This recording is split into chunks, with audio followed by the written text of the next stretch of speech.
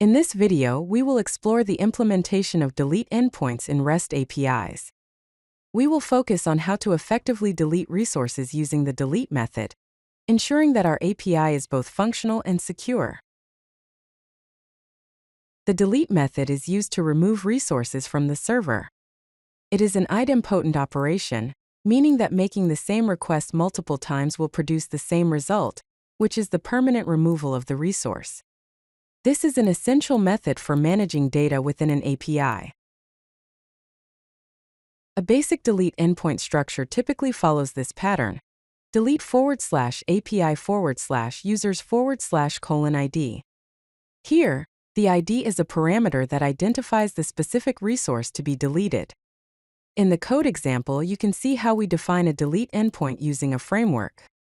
We extract the ID from the request parameters and then use a function like findById and delete to remove the user from the database.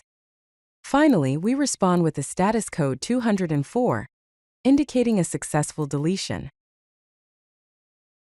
When implementing delete endpoints, it's important to use appropriate HTTP status codes. A 204 no-content status code indicates that the resource was successfully deleted. Alternatively, a 404 not found status code should be returned if the resource does not exist. These status codes help the client understand the outcome of their request. Error handling is crucial for a robust delete implementation. In this code example, we use a try-catch block to handle potential errors. If a user is not found with the given ID, we return a 404 status code with an error message. If any other error occurs during the deletion process, we return a 500 internal server error status code. This ensures that the client receives appropriate feedback in case of failures.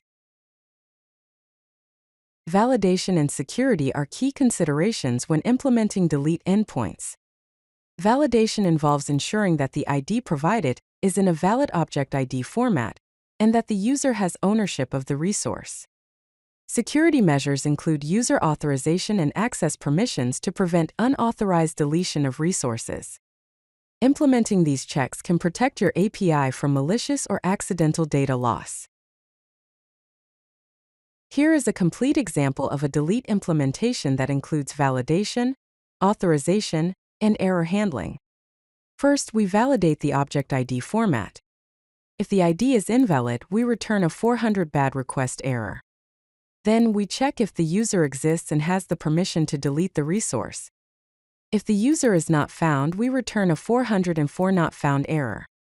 If all checks pass, we proceed to delete the user and respond with a 204 no-content status code.